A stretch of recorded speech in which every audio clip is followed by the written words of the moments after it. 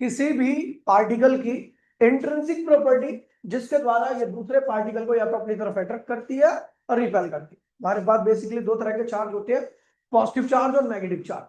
Positive charge और negative charge ऐसा कोई पर्टिकुलर नाम नहीं, मतलब कि ऐसा कोई रीजन नहीं है कि प्रोटॉन को पॉजिटिव क्यों कहा गया, इलेक्ट्रॉन को नेगेटिव क्यों कहा गया। बस नाम है कि प्रोटॉन का नाम पॉजिटिव होगा, इलेक्ट्रॉन का नाम नेगेटिव होगा। ठीक है, जिनकी प्रॉपर्टी प्रोटॉन से मैच करती है उनको पॉजिटिव चार्ज की कैटेगरी में रखा गया, जिनकी प्रॉपर्टी इलेक्ट्रॉन से मैच करती है उनको नेगेटिव चार्ज की कैटेगरी में रखा गया। ठीक है, फिर आगे बढ़ते भैया कुछ एग्जांपल है पॉजिटिव चार्ज के। प्रोटॉन हो गया, पॉजिट्रॉन हो गया, पॉजिट्रॉन भी प्रोटॉन ही होता है। ठीक है, और अल्फा पार्टिकल होगा, ये सब क्या है भैया पॉजिटिव चार्ज के एग्जांपल है। और भी बहुत सारे हो सकते हैं, इलेक्ट्रॉन के भी बहुत सारे एग्जांपल है नेगेटिव चार्ज के, कि भैया बीटा पार्टिकल हो गया, और क्या कहते हैं आपका क्लोरीन हो गया, फ्लोरीन हो गया, ये सब क्या गया नेगेटिव चार्ज के एग्जांपल। फिर बात करते हैं भैया कि चार्ज की जो एसआई यूनिट होती है वो कूलम होती है। क्या होती है? चार्ज की एसआई यूनिट क्या होती है? कूलम होती है। और इसका डायमेंशन फॉर्मूला क्या होता है? एटी होता है। क्या होता है? तो ये ध्यान में, चार्ज की एसआई यूनिट क्या होती है? कूलम, सी से लिखते हैं, और इसका जो डायमेंशन होता है वो ए टी होता है। ठीक ठीक, समझ गए? एक कूलम चार्ज एक्चुअल में क्या है? बहुत बड़ा चार्ज है, बहुत बड़ा चार्ज है ये। ठीक है, एक कूलम चार्ज की अगर मैं बात करूं तो बहुत बड़ा चार्ज है। ठीक है, चलो आगे बढ़ते हैं भैया। प्रॉपर्टी ऑफ चार्ज, अगर मैं प्रॉपर्टी ऑफ चार्ज की बात करूं तो चार्ज की बहुत सारी प्रॉपर्टी होती है। उनमें से सबसे पहली प्रॉपर्टी है एडिटिविटी। क्या है? एडिटिविटी कहती है कि बॉडी के अंदर बहुत सारे चार्ज है, Q1 Q2 Q3 Q4। तो इस बॉडी के अंदर अगर आपको टोटल चार्ज निकालना हो तो सारे चार्ज को क्या करो, उनके साइन के अकॉर्डिंग, प्लस होगा तो प्लस करना है, माइनस होगा तो माइनस करना है, ऐसे अकॉर्डिंग उनके क्या करो भैया, जोड़ दो। ये इसे कहते हैं एडिटिविटी प्रॉपर्टी। ये छोटे लेवल पर ही वैलिड रहती है, जहाँ पे 15 20 100 150 चार्ज हो। ज्यादा बड़े चार्जेस पे चार्ज का नंबर इतना ज्यादा हो जाता है कि उनको जोड़ पाना बहुत मुश्किल हो जाता है। अगला भैया, ये बहुत इंपॉर्टेंट है, क्वांटाइजेशन। क्वांटाइजेशन प्रॉपर्टी है, ये कहती है भैया कि एक बॉडी है, ठीक है, ये कहता है कि जो चार्ज होते हैं ना, टोटल ट्रांसफर चार्ज होता है वो हमेशा एन ई के बराबर आता है। क्या आता है? वेयर एन क्या है? Natural number. क्या है? नेचुरल नंबर कह दो या इंटीजर कह दो। ठीक है, और ई क्या है? Basic charge. क्या है? मतलब इससे छोटे चार्ज का ट्रांसफर पॉसिबल नहीं। अगर एक बॉडी दूसरी बॉडी को चार्ज दे रही है, ठीक है, तो वो ई से छोटा चार्ज नहीं दे सकती। ई मतलब जो चार्ज इलेक्ट्रॉन पे होता है, समझ गया? एक बॉडी से दूसरी बॉडी में अगर चार्ज का ट्रांसफर हो रहा तो हमेशा ई या 2 ई या 3 ई या 4 ई या 5 ई या 6 ई या 7 ई की फॉर्म में जाएगा। ऐसा पॉइंट में, फ्रैक्शन में चार्ज का ट्रांसफर पॉसिबल नहीं है। ऐसा ई का आधा चार्ज पॉसिबल, जैसे मैं बोल दूं 1.5 ई चार्ज आ रहा है, नहीं, ये इम्पॉसिबल चार्ज है। अगर मैं 10 ई चार्ज बोल दूं, ये पॉसिबल चार्ज है। 10.1 चार्ज ई बोल दूं तो वो इम्पॉसिबल चार्ज है। तो अगर मैं बोल दूं हाँ, ट्रांसफर चार्ज की वैल्यू फ्रैक्शन में ट्रांसफर पॉसिबल नहीं है, फ्रैक्शन में चार्ज का ट्रांसफर पॉसिबल नहीं है। अगर मैं बोल दूं 1.5 ई जा रहा है तो ये क्या है? इम्पॉसिबल चार्ज है। क्या है ये? क्योंकि इसके आगे जो नंबर लगा हुआ है वो नेचुरल नहीं है। ये अगर जब तक नेचुरल नहीं होगा तब तक आपका ये चार्ज पॉसिबल नहीं माना जाएगा। इसे कहते हैं क्वांटाइजेशन प्रॉपर्टी। अगली प्रॉपर्टी है कंजर्वेशन ऑफ चार्ज। क्या है? Conservation of charge. Conservation of charge क्या कहता है भैया? कहता है कि भैया एक आइसोलेटेड सिस्टम है, आइसोलेटेड सिस्टम है, मान लो दो सिस्टम है, उन दोनों के बीच में चार्ज का, इलेक्ट्रॉन का लेन देन हुआ।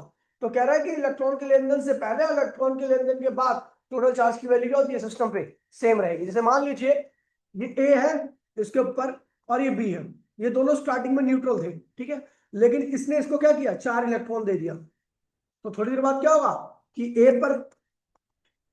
पर क्या होगा? -4 ही चार्ज आएगा, और बी पर क्या होगा? +4 ही चार्ज आ जाएगा। ठीक है, तो चार्ज देने से पहले इनके ऊपर कुल चार्ज क्या था? 0 था, और चार्ज देने के बाद भी कुल चार्ज क्या आ रहा है? 0 आ रहा है। तो यही कहता है कंजर्वेशन ऑफ चार्ज, कहता है कि बिफोर चार्जिंग और आफ्टर चार्जिंग टोटल चार्ज की वैल्यू क्या होती है? सेम रहती है सिस्टम के ऊपर। Charge can neither be created nor be destroyed, but it can be transferred from one body to another body. But एक बॉडी से दूसरी बॉडी की तरफ ट्रांसफर किया जा सकता है। और प्रॉपर्टी क्या भैया, और क्या थी भैया, एडिटिविटी, क्वांटाइजेशन और कंजर्वेशन और, हाँ 3 थी ना। चलो ठीक है, अगला भैया, ठीक है, how to charge the body, how to charge a body. आप किसी बॉडी को किस प्रकार से चार्ज कर सकते हो, भाई प्लीज बोलिए, नहीं आप किसी बॉडी को किस प्रकार से चार्ज कर सकते हो। तो भैया किसी बॉडी को चार्ज करने के लिए आपको एक ही चीज करनी है, या तो इलेक्ट्रॉन उसको दे देना, या इलेक्ट्रॉन उससे कहीं पर भी चार्जिंग हो रही है तो यही दो काम होते हैं, या इलेक्ट्रॉन उससे निकाला जा रहा है या इलेक्ट्रॉन उसको दिया जा रहा है। अगर बॉडी के अंदर से इलेक्ट्रॉन को रिमूव किया जा रहा होगा, इलेक्ट्रॉन रिमूव कर दिया गया अगर, तो ये बॉडी क्या हो जाएगी, पॉजिटिव चार्ज। और अगर बॉडी के अंदर इलेक्ट्रॉन ट्रांसफर कर दिया गया, ऐड कर दिया गया, तो ये बॉडी क्या बन जाएगी, नेगेटिव चार्ज। यही दो तरीके आपको बॉडी को चार्ज करने के, ठीक है। तो नाम बहुत सारे दे रखे हैं कि इन दो, ये मतलब ये दो तरीके अचीव किए जाते हैं, इलेक्ट्रॉन को ऐड किया जाता है या इलेक्ट्रॉन को निकाला जाता है, तो उसके कई मेथड है। मतलब चार्जिंग में हम तक कोई बॉडी चार्ज हो रही है तो यही दो चीज हो रही है, या तो इलेक्ट्रॉन निकल रहा है, इलेक्ट्रॉन जुड़ रहा है। पहला मेथड है by friction. By friction, friction में क्या होता है कि भाई जब हम दो बॉडी को आपस में रब करते हैं ना, तो उस रबिंग में क्या होता है कि दोनों बॉडी के इलेक्ट्रॉन्स के पास एनर्जी जाती है, हीट एनर्जी आती है। जो बॉडी इलेक्ट्रॉन को इजिली मूव छोड़ देती है, रिमूव कर देती है, ठीक है, तो उस वो जिसका मतलब ऐसा, वो कौन सी बॉडी होती है जो इलेक्ट्रॉन को आसानी से अपने ऑर्बिट से निकाल देती है, तो जिसको कम एनर्जी लगती है इलेक्ट्रॉन को निकालने में, ऐसी बॉडी का वर्क फंक्शन क्या होता है, कम होता है। थ्रेशोल्ड एनर्जी क्या होती है, कम होती है।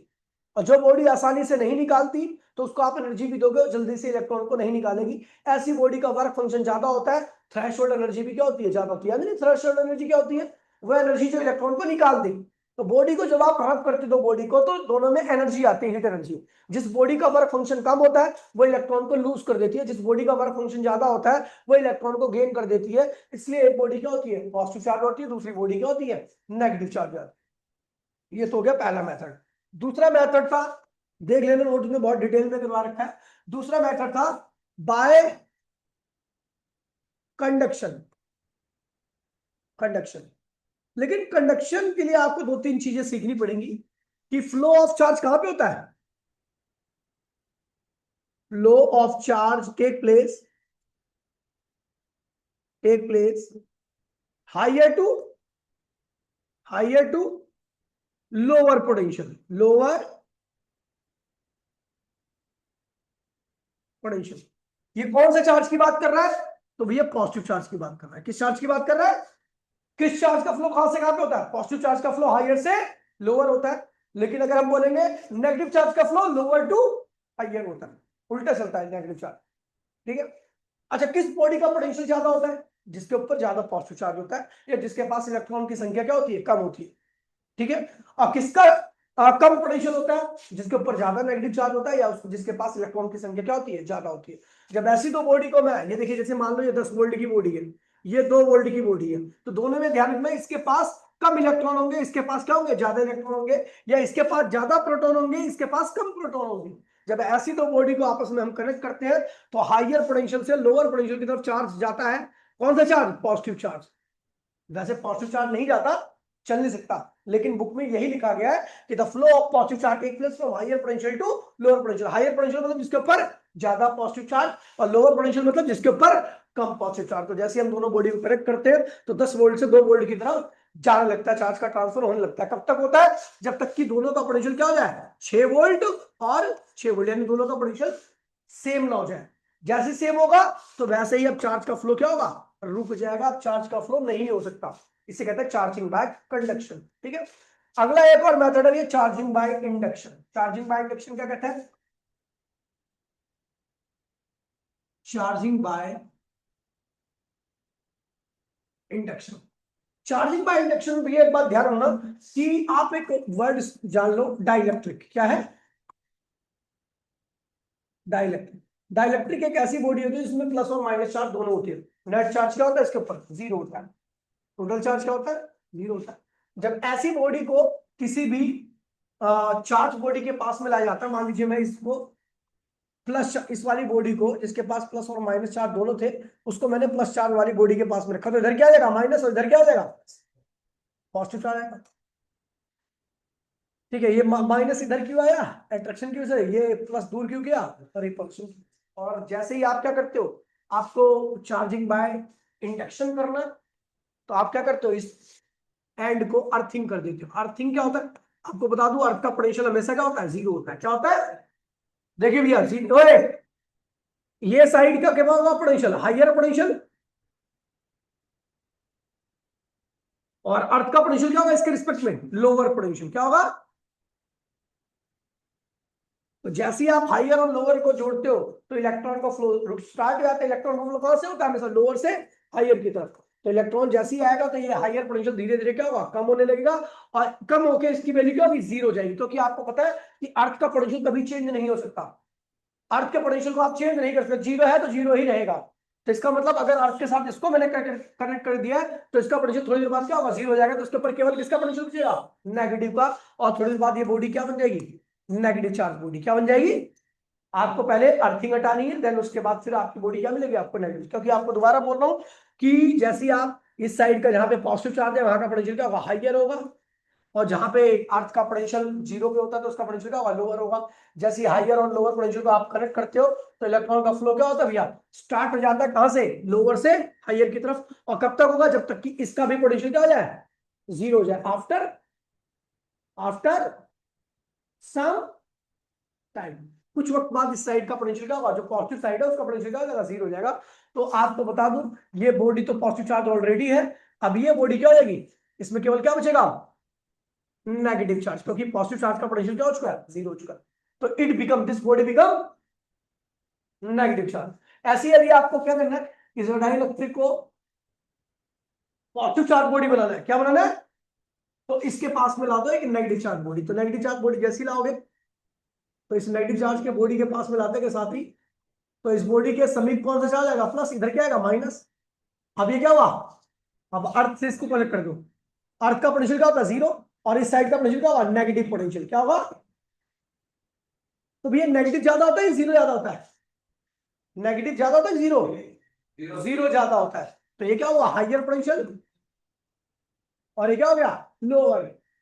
तो जैसे ही आप इस दोनों बॉडी को, हाइयर और लोअर को जोड़ोगे, तो भैया लोअर से, यानी इस वाले एंड से इलेक्ट्रॉन का फ्लो स्टार्ट होगा, अंदर आएगा। इसका पोटेंशियल कभी 0 होना नहीं, 0 के अलावा कुछ और होना नहीं है। थोड़ी देर बाद इसका पोटेंशियल क्या होगा? 0। After some time, after some time इसका पोटेंशियल क्या हो जाएगा? 0। तो ये बॉडी क्या बन जाएगी? केवल पॉजिटिव चार्ज। और ये वाली बॉडी तो आपकी ऐसी पड़ी रहेगी। इसको हटा दो। लेकिन इसको हटाना कब है? जब आप इसको अर्थिंग को रिमूव कर दो। ठीक है। फिर अगला है भैया चार्जिंग बाय कंडक्शन हो गया, चार्जिंग बाय इंडक्शन हो गया, चार्जिंग बाय फ्रिक्शन हो गया। एक और था मेथड, कौन सा था? वो तो चार्ज के मैग्नीट्यूड को मेजर करने के लिए डिवाइस है, वो आता नहीं है सिलेबस में ही नहीं। ठीक है भैया। तो चलो भैया, मेरे ख्याल से ये 3 मेथड थे अपने पास चार्जिंग।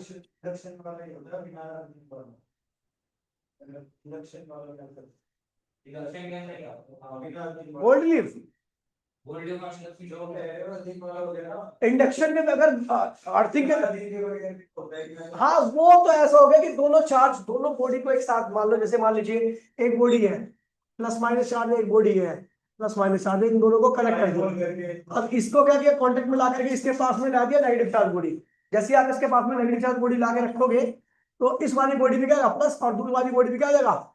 माइनस। उसके बाद आप इसको कनेक्शन काट दो, तो ये बॉडी क्या हो जाएगी? Positive charge. और ये बॉडी क्या हो जाएगी? Negative charge. इस तरीके से बॉडी चार्ज हो सकती है। ठीक है। अगला क्या है था भैया? हो गया ना। आगे बढ़ते हैं भैया। Electrostatic force. इलेक्ट्रोस्टैटिक फोर्स क्या होता है? इलेक्ट्रोस्टैटिक फोर्स, तो दो चार्ज के बीच में लगने वाला फोर्स, दो चार्ज के बीच में लगने वाले फोर्स को हम क्या कहते हैं भैया? जब चार्ज रेस्ट में रहा और उनके बीच में फोर्स लग रहा है, तो इस फोर्स को हम क्या कहते हैं भैया? इलेक्ट्रोस्टैटिक फोर्स कहते हैं। तो इलेक्ट्रोस्टैटिक फोर्स के 2 टाइप होते हैं, एक होता है अट्रैक्टिव और दूसरा होता है रिपल्सिव। अट्रैक्शन होता है जब एक चार्ज पॉजिटिव और दूसरा चार्ज क्या भैया? नेगेटिव। तो इनके बीच में क्या होगा? अट्रैक्शन। और रिपल्शन क्या हुआ, जब पहला चार्ज भी नेगेटिव हो दूसरा चार्ज भी नेगेटिव हो, या पहला चार्ज पॉजिटिव हो दूसरा चार्ज भी क्या हो भैया पॉजिटिव हो, तो इन दोनों कंडीशन में क्या होता है आपका रिपल्शन होता है। अगर पॉजिटिव और नेगेटिव की मल्टीप्लाई करेंगे तो इनका प्रोडक्ट नेगेटिव आएगा, नहीं लेस देन जीरो। यानी दो चार्ज का प्रोडक्ट अगर लेस देन जीरो आ रहा तो क्या होगा इनके बीच में अट्रैक्शन। और नेगेटिव पॉजिटिव होता है, पॉजिटिव और पॉजिटिव पॉजिटिव होता है। दो चार्ज का प्रोडक्ट अगर पॉजिटिव आ रहा है तो ग्रेटर देन जीरो होगा। तो यानी यहाँ पे क्या होगा, दो चार्ज का प्रोडक्ट अगर ग्रेटर देन जीरो आ रहा है तो उनके बीच में क्या होगा रिपल्शन, और दो चार्ज का प्रोडक्ट अगर लेस देन जीरो आ रहा है तो उनके बीच में क्या होगा अट्रैक्शन। फिर आता है magnitude of charge, magnitude of electrostatic force, magnitude of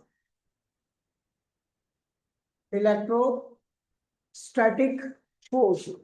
electrostatic force का मैग्नीट्यूड कैसे दिया जाए, तो भैया आपको बता दूं कुलम्ब्स है, कुलम्ब्स में दो चार्ज के बीच में लगने वाले इलेक्ट्रोस्टैटिक फोर्स चाहे वो एट्रैक्टिव हो चाहे वो रिपल्सिव हो, उसके बताने के लिए उसके मैग्नीट्यूड को बताने के लिए इन्होंने फॉर्मूला दिया। उन्होंने कहा कि भैया दो चार्ज के बीच में लगने वाला जो फोर्स होता है उनके प्रोडक्ट के क्या आता है डायरेक्टली आता है, और उनके बीच में जो डिस्टेंस होता है उसके स्क्वायर के क्या आता है इनवर्सली आता है। अगर ये दोनों इक्वेशन को कंबाइन करोगे तो F is relative to Q1 Q2 upon में क्या होगा R square, F is equals में K times of Q1 Q2 upon में आर स्क्वायर। K की वैल्यू क्या होती है 1/4 pi epsilon naught epsilon R. देखिए भैया इसकी वैल्यू कांस्टेंट है जिसकी वैल्यू 8.85 इंटू 10 पावर माइनस 11 होती है। ये वेरिएबल होता है, अलग अलग मीडियम के लिए क्या होता है अलग अलग होता है। जिसके लिए इसकी वैल्यू ज्यादा होगी वो मीडियम ज्यादा स्ट्रॉन्ग डाइलेक्ट्रिक होगा, उसका पोलराइजेशन ज्यादा होगा, और जिसका पोलराइजेशन ज्यादा होता है सुन लीजिए ये ज्यादा एप्सिलॉन आर ज्यादा, तो उस रीजन में इलेक्ट्रिक फील्ड क्या होगी कम, इलेक्ट्रिक फील्ड कम। पता है क्यों कम होगी, और अगर एप्सिलॉन आर कम होगा तो इलेक्ट्रिक फील्ड ज्यादा होगी। पता है क्यों इलेक्ट्रिक फील्ड ज्यादा, ऐसा क्यों, तो भैया आपको बता दिया कि जैसे एक मीडियम है, ठीक है, इसको रखा गया मैंने प्लस और माइनस चार्ज के बीच में रखा है, ठीक है।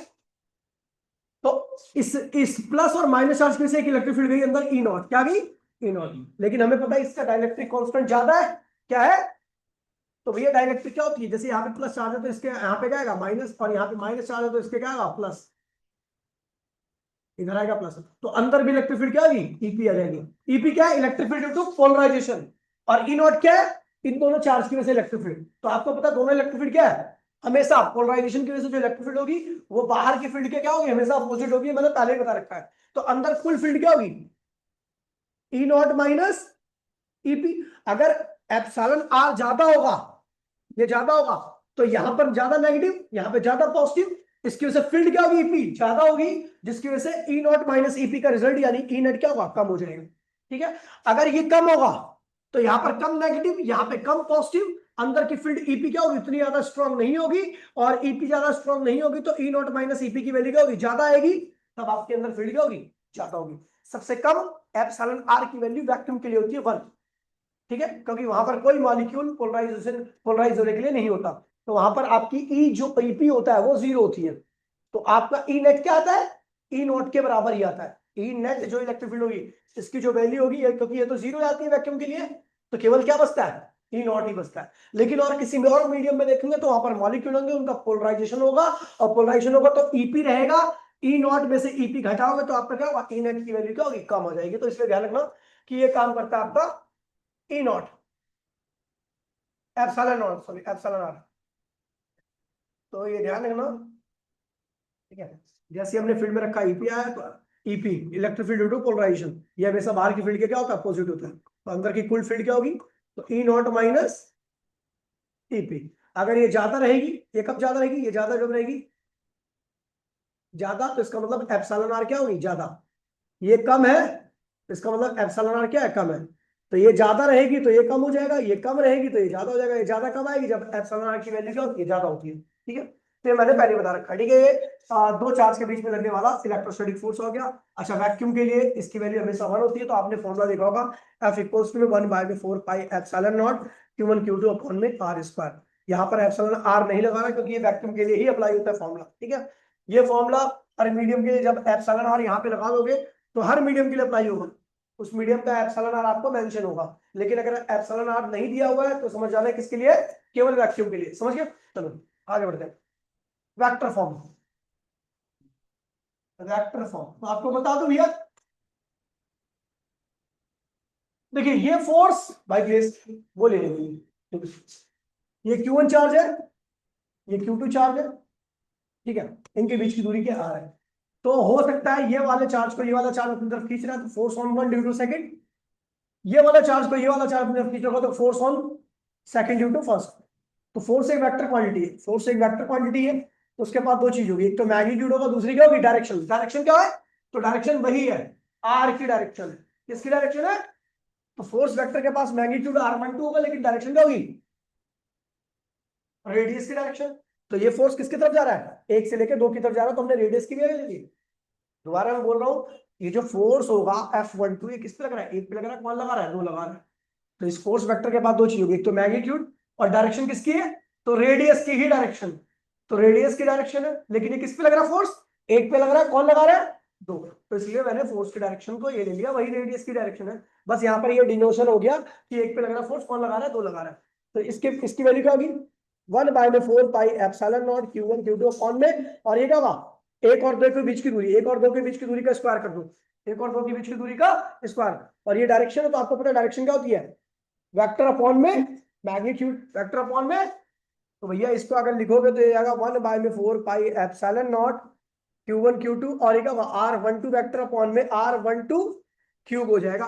ठीक है, ये हो गया। चलो आपको F21 निकालना, ये किसके बीच का फोर्स है, दो पे लग रहा है, कौन लगा रहा है, एक लगा रहा है। तो इस फोर्स के पास क्या होगा, एक तो मैग्नीट्यूड होगा, और डायरेक्शन क्या होगी, वही रेडियस की डायरेक्शन है। लेकिन आपको बताना है कि भैया दो से लेके एक की तरफ लग रहा है फोर्स, ठीक है, दो पे लग रहा है और कौन लगा रहा है, एक लगा रहा है, ठीक है। तो इसको लिख दीजिए 1/4 pi epsilon naught Q1 Q2 upon में आर स्क्वायर, और किसके बीच की दूरी है, दो से लेके एक के बीच की दूरी का स्क्वायर।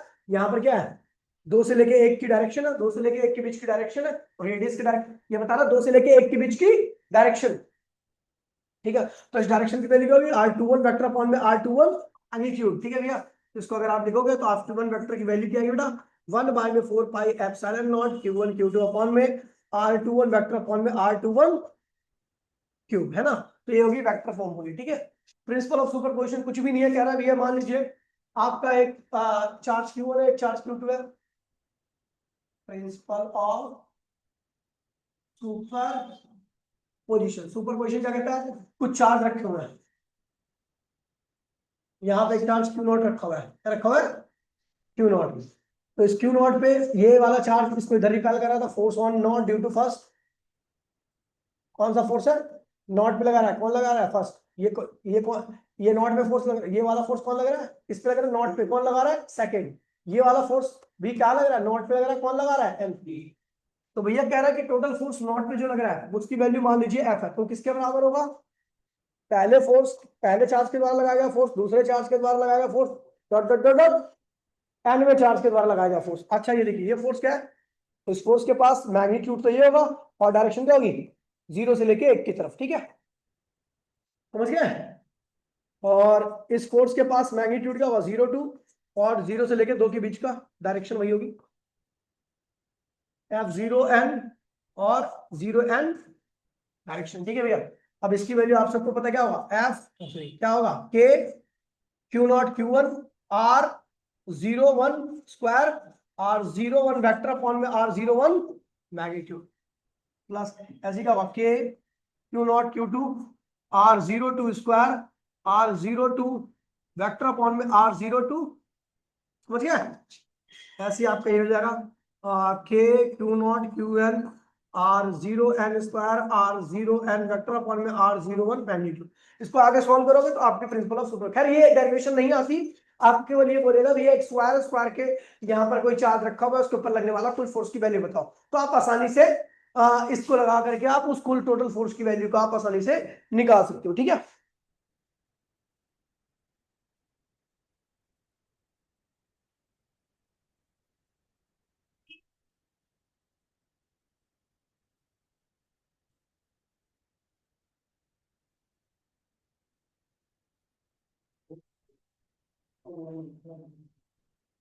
चलो ठीक है, समझ गया। तो इस तरीके से हो गया। अब आते भैया,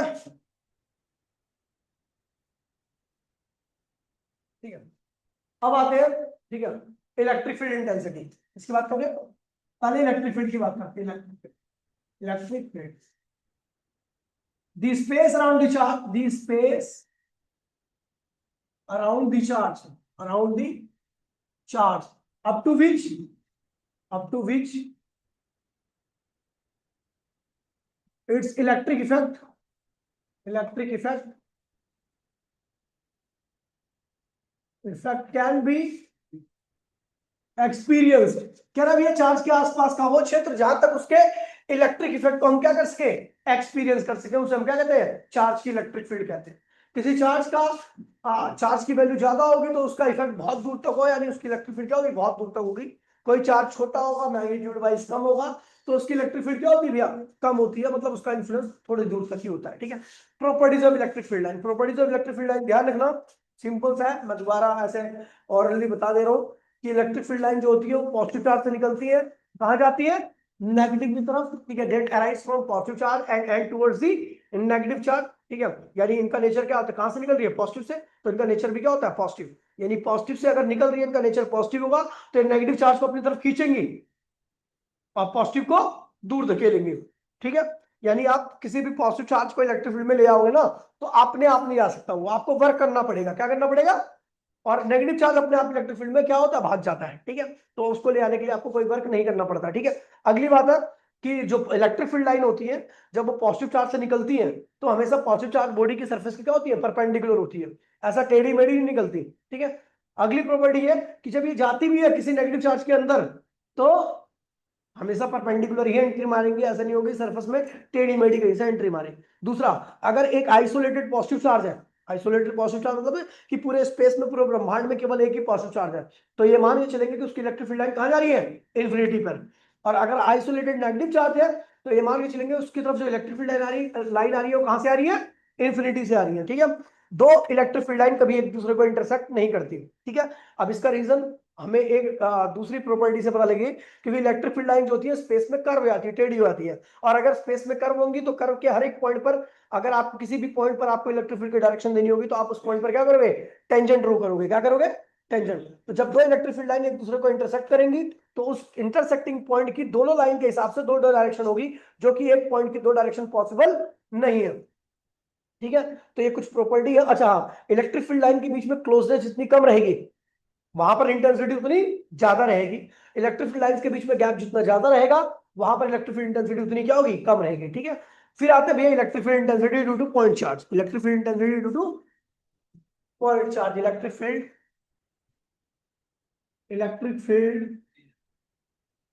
intensity due to point charge, electric field intensity due to point charge. तो भैया मान लीजिए क्या है, सोर्स चार्ज है, क्या है ये, सोर्स चार्ज है। क्यों नॉट डिस्टेंस पर एक टेस्ट चार्ज रखा हुआ है, टेस्ट चार्ज इसलिए बोलो क्योंकि भैया इसमें चेक करना है, अगर इसकी वजह से इसके ऊपर ज्यादा फोर्स लग रहा है, सुन लीजिए, सोर्स की वजह से टेस्ट पे ज्यादा फोर्स लग रहा है, तो इसका मतलब इसकी इलेक्ट्रिक फील्ड इंटेंसिटी, इसकी इलेक्ट्रिक फील्ड इंटेंसिटी यहाँ पर क्या है, ज्यादा है, और इसकी वजह से इसके ऊपर कम फोर्स लग रहा है, तो इसकी इलेक्ट्रिक फील्ड इंटेंसिटी यहाँ पर क्या है, कम है। तो भैया ध्यान रखना, force experience by Q naught, यानी test charge, test test charge is equals to electric field intensity of, electric field intensity of source charge. Test charge जो भी फोर्स, अच्छा टेस्ट की वैल्यू हम क्या लेते हैं कैलकुलेशन में, एक कूलम, क्या लेते हैं, तो एक कूलम के द्वारा एक्सपीरियंस किया गया फोर्स किसकी वजह से, सोर्स की वजह से, वही क्या होगा, सोर्स की इलेक्ट्रिक फील्ड इंटेंसिटी के बराबर होगा। तो फोर्स कितना लगेगा इनके बीच में, 1/4 pi epsilon naught, epsilon R, source क्या है क्यू, और टेस्ट क्या है क्यू नॉट, अपॉन में दूरी क्या है इनके बीच में आर, ये क्या होगा, इलेक्ट्रिक फील्ड इंटेंसिटी के बराबर होगा। तो इसकी वैल्यू क्या है, 1 कूलम है, तो जब 1 कूलम रखोगे तो आपका फॉर्मूला आएगा 1/4 pi epsilon naught, epsilon R vacuum के लिए इसकी वैल्यू क्या होगी, 1 होगी, तो क्या होगा क्यू अपॉन में R square, that is the electric field intensity. अगर मैं इसको देखूं तो आपकी बुक में लिखा हुआ के क्यू अपॉन में R square, that is the electric field intensity due to point charge, electric field intensity due to point charge की इलेक्ट्रिक फील्ड इंटेंसिटी है। ठीक है, कैसी क्वांटिटी है, इलेक्ट्रिक क्वांटिटी है, कहां से निकलती है, पॉजिटिव चार्ज से, कहां जाती है, नेगेटिव चार्ज में। ठीक है भैया, अगर सोर्स की वजह से टेस्ट ज्यादा फोर्स एक्सपीरियंस करेगा, तो इसका मतलब सोर्स की वैल्यू क्या है, ज्यादा, सोर्स की इलेक्ट्रिक फील्ड इंटेंसिटी क्या है, ज्यादा है, और सोर्स की वजह से टेस्ट चार्ज कम फोर्स एक्सपीरियंस करेगा, तो उसका मतलब उसकी इलेक्ट्रिक फील्ड इंटेंसिटी क्या है, कम है। वेक्टर क्वांटिटी है, ये भी रेडियली इनवर्ड होती है, रेडियली आउटवर्ड होती है। पॉजिटिव चार्ज के लिए क्या होगी, बाहर की तरफ, पी पॉइंट पर दूरी कितनी है आर, तो इसकी वेक्टर फॉर्म क्या होगी, ई वेक्टर। ई वेक्टर के पास क्या होगा, मैग्नीट्यूड और डायरेक्शन। डायरेक्शन क्या होगी, रेडियली आउटवर्ड। रेडियली आउटवर्ड को लिखते हैं प्लस प्लस आर, क्या लिखते हैं, तो क्या होगा के क्यू अपॉन में आर स्क्वायर, और इसकी वैल्यू क्या होगी आर वेक्टर अपॉन में आर का, तो के क्यू अपॉन में आर वेक्टर अपॉन में आर क्यूब, ये हो गया ई वेक्टर। ठीक है, और नेगेटिव चार्ज के लिए देखोगे तो ये रेडियली क्या होगी, इनवर्ड आएगी, क्या होगी, रेडियली इनवर्ड। तो इस पे लिखोगे ई वेक्टर इक्वल्स टू में के क्यू अपॉन में आर स्क्वायर अपॉन में क्या होगा, आर वेक्टर अपॉन में आर का मैग्नीट्यूड, क्या होगा के क्यू अपॉन में आर वेक्टर अपॉन में R R Q. Principle of superposition, principle of super superposition principle of, ठीक है भैया। तो सुपरपोजिशन प्रिंसिपल कहता है कि कुछ चार्ज है Q1, एक चार्ज Q2 है, ये चार्ज Qn है, तो इन सबकी इलेक्ट्रिक इस पॉइंट पर कुल कितनी होगी, तो इसकी E1 वेक्टर है, इसकी क्या है E2 वेक्टर है, इसकी क्या है En वेक्टर है। तो total electric at point P क्या होगा, मान लीजिए इस पॉइंट पर कुल इलेक्ट्रिक क्या है, E है, E वेक्टर है, तो E वेक्टर की वैल्यू क्या आएगी, E1 पहले चार्ज की इलेक्ट्रिक, दूसरे चार्ज की इलेक्ट्रिक का वेक्टर सम, ऐसे ही nवें चार्ज की इलेक्ट्रिक का वेक्टर सम। पहले चार्ज की इलेक्ट्रिक क्या होगी, के Q1 अपॉन में R1 स्क्वायर R1 क्या है ना, के Q2 R2 स्क्वायर R2 क्या, ऐसे ही आपका एनवा चलेगा। उसके बाद आपको सॉल्व करना बिल्कुल वैसे ही जैसा, ठीक है। ठीक है, फिर आता है electric field due to different charge body, electric field due to different charge, electric field due to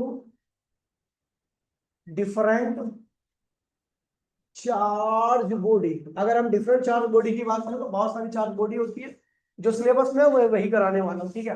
point charge की इलेक्ट्रिक फील्ड अगर आपको बतानी है तो क्या होगी भैया, तो क्यू चार्ज है, आर डिस्टेंस पर अगर आपको इलेक्ट्रिक फील्ड बतानी है तो क्या होगा, के क्यू अपॉन में आर स्क्वायर। खैर इसकी एक्सप्रेशन हम कर चुके हैं। Due to dipole, dipole dipole क्या होता है, तो जब दो इक्वल अपोजिट चार्ज को कुछ डिस्टेंस सेपरेट किया जाता है तो उसको हम कहते हैं डाइपोल। डाइपोल के बहुत सारे एग्जांपल होते हैं, HCl हो गया, NaCl हो गया, KCl हो गया, है ना, ये सब क्या डाइपोल है। डाइपोल की प्रॉपर्टी क्या होती है, को टोटल चार्ज क्या होता है इनके ऊपर, जीरो होता है। इलेक्ट्रिक फील्ड जीरो नहीं होती, electric field greater than zero होती, क्योंकि दोनों चार्ज अलग अलग पॉइंट पर होते हैं। अलग अलग पॉइंट पर होने की वजह से प्लस से इलेक्ट्रिक फील्ड निकलेगी, कहां जाएगी, माइनस की तरफ जाएगी। और इसकी इलेक्ट्रिक फील्ड जो होती है चारों ओर से निकलती है, ऐसे ऐसे करके, तो क्या बनाती है, सिलेंड्रिकल। क्या बनाती है, सिलेंडर। तो क्या इसकी इलेक्ट्रिक फील्ड की सिमेट्री क्या होती है, सिलेंड्रिकल सिमेट्रिकल। इसकी इलेक्ट्रिक फील्ड की जो सिमेट्री होती है क्या होती है, सिलेंड्रिकल सिमेट्रिकल होती है, ठीक है। डाइपोल है, डाइपोल जब दो इक्वल अपोजिट चार्ज को कुछ डिस्टेंस से सेपरेट कर दिया जाता है तो उस सिस्टम को हम इलेक्ट्रिक डाइपोल कहते हैं, ठीक है। डाइपोल के बहुत सारे एग्जांपल है, जितने भी मॉलिक्यूल न्यूट्रल मॉलिक्यूल्स है, all are the example of electric dipole. Electric dipole के ऊपर कुछ प्रॉपर्टी होती है, इनके ऊपर नेट चार्ज की वैल्यू क्या होती है, जीरो होती है, ठीक है। लेकिन टोटल इलेक्ट्रिक फील्ड जीरो नहीं होती, क्योंकि दोनों चार्ज का सेंटर अलग अलग होता है, इसलिए इलेक्ट्रिक फील्ड प्लस से निकलती है, कहा जाती है माइनस में। तो अगर आप देखोगे प्लस से निकलेगी सारी इलेक्ट्रिक फील्ड चारों ओर से, और माइनस में आएगी तो क्या बनेगा, एक सिलेंडर बनेगा। क्या बनेगा, तो इनकी इलेक्ट्रिक फील्ड जो होती है सिलेंड्रिकल सिमेट्रिकल होती है, क्या होती है, ठीक है भैया। तो आज मैं अपनी गाड़ी को यही विराम देता हूँ, अगली क्लास में डाइपोल से स्टार्ट करेंगे और पूरा चैप्टर खत्म कर देंगे। मिलते हैं अगली क्लास में, टाटा बाय बाय, जय हिंद जय भारत।